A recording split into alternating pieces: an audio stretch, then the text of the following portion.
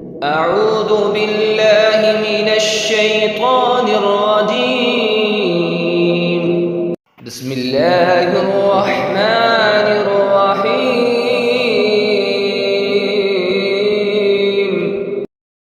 إن الذين كفروا سواء عليهم أأنذرتهم أم لم تنذرهم لا يؤمنون. ختم الله على قلوبهم وعلى سمعهم وعلى أبصارهم غشاوة ولهم عذاب عظيم. پناہ مانگتا ہوں میں اللہ کی شیطان مردود سے، اللہ کے نام سے جو سراسر رحمت ہے، جس کی شفقت ابدی ہے۔ اس کے برخلاف جن لوگوں نے اس کتاب کو نہ ماننے کا فیصلہ کر لیا ہے، ان کے لیے برابر ہے تم انہیں خبردار کرو یا نہ کرو، وہ نہ مانیں گے۔ ان کے دلوں اور کانوں پر اب اللہ نے اپنے قانون کے مطابق مہر لگا دی ہے اور ان کی آنکھوں پر پردہ ہے، اور قیامت کے دن ایک بڑا عذاب ہے جو ان کے لیے منتظر ہے۔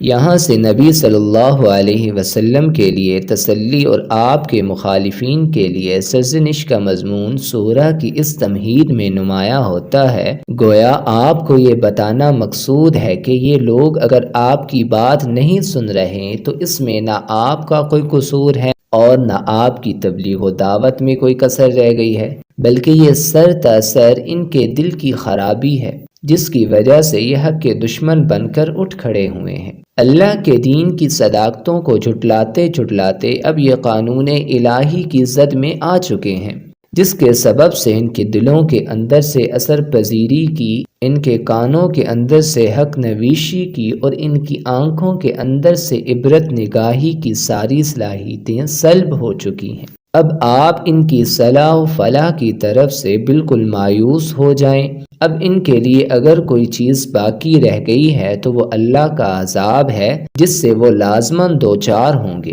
اصل میں ان الذین کفروا کے الفاظ آئے ہیں، ان میں فعل فیصلہ فعل کے معنی میں ہے، اور اس سے مراد وہ لوگ ہیں جن پر قرآن اور پیغمبر کی حقانیت اگرچہ پوری طرح واضح ہو چکی تھی، لیکن محض اپنی ضد، ہٹ دھرمی اور انانیت کے باعث وہ ان کی مخالفت کر رہے تھے اور انہیں کسی طرح مان کر دینا نہیں چاہتے تھے۔ اصل الفاظ ہیں وَعَلَى سَمْعِهِمْ، ان میں سمع مصدر ہے اور اسی بنا پر واحد آیا ہے، یعنی اپنے اس قانون کے مطابق جو قرآن میں جگہ جگہ بیان ہوا ہے اور جس کی روح سے جب کوئی شخص حق کے مقابلے میں سرکشی اختیار کرتا اور جانتے بوجھتے اسے ماننے سے انکار کر دیتا ہے تو اللہ تعالیٰ کی طرف سے اسے مہلت دی جاتی ہے۔ پھر اس مہلت سے وہ اگر فائدہ اٹھانے کے لیے تیار نہیں ہوتا تو اس کے دل و دماغ پر مہر کر دی جاتی ہے، اور اس طرح وہ اس دنیا میں خدا کے عذاب کی زد میں آ جاتا ہے۔ اس مہر کے نتیجے میں آدمی کا مزاج، طبیعت اس قدر بگڑ جاتا ہے اور اس کے سوچنے سمجھنے کی صلاحیت اس قدر معوف ہو جاتی ہے کہ صرف وہی باتیں اسے اچھی لگتی ہیں جن سے اس کے بگڑے ہوئے مزاج کو غذا ملے۔ اس مہر کے نتیجے میں آدمی کا مزاج، اس کی ساری دلچسپی صرف بدی کے کاموں سے رہ جاتی ہے۔ نیکی کی بات معقول سے معقول اسلوب میں بھی کہی جائے تو اس سے اس کو وحشت ہوتی ہے، وہ کبھی دل کی آمادگی اور اس کے حضور کے ساتھ اسے سننے کے لیے تیار نہیں ہوتا۔ اس سے یہ حقیقت واضح ہوتی ہے کہ آدمی کے اندر ایمان و ہدایت کی دعوت اس کے دل و دماغ اور اس کی آنکھوں اور کانوں ہی کے راستے سے داخل ہوتی ہے۔ وہ اگر انفس و آفاق کی نشانیوں پر بصیرت کی نگاہ ڈالے، ان پر غور کرے، خدا کے کلام اور دعوت حق کے علم برداروں کی باتیں سراپے گوش ہو کر سنے تو اس کو ہدایت ملتی ہے، اور انہیں دیکھنے، سننے اور سمجھنے سے انکار کر دے تو گمراہی اور ضلالت کی بھول بھلیاں اس کا مقدر ٹھہرتی ہیں۔ ایمان و ہدایت کی راہ پھر اس کے لیے ہرگز نہیں کھل سکتی۔ ان الذین، ان حرف مشبہ بالفعل مطلب ہے بے شک، تحقیق، الذین اسم موصول جمع مذکر، وہ لوگ جنہوں نے مطلب ہوگا بے شک وہ لوگ جنہوں نے، کفرو فعل ماضی جمع مذکر غائب، کفر یکفرو مصدر ہوگا کفرن، معنی ہوگا کفر کرنا، مطلب انہوں نے کفر کیا، مصدر کفرن کفر کرنا، انہوں نے کفر کیا، سواء اسم مصدر یعنی برابر، علیہم اعلی حرف جار مطلب پر، ہم مجرور ضمیر جمع مذکر غائب مطلب ہوگا ان پر، اانذرتہم حمزہ استفہامیہ مطلب ہوگا کیا، لیکن آگے جملے میں ام ہے اس لیے ترجمہ خواہ کیا گیا ہے۔ انذرت فعل ماضی واحد مذکر حاضر، انذر ینذر مصدر ہوگا انذار خبردار کرنا، ڈرانا، آپ نے ڈرایا، ہم ضمیر جمع مذکر غائب ان سب کو مطلب ہوگا خواہ آپ نے ان کو ڈرایا، ام حرف عطف، یا لم تنذرہم، لم حرف جازم فعل مضارع کو ماضی منفی کے معنی دیتا ہے، لم تنذر فعل مضارع مجزوم منفی واحد مذکر حاضر، لم کی وجہ سے آخر میں جزم آیا ہے، انذر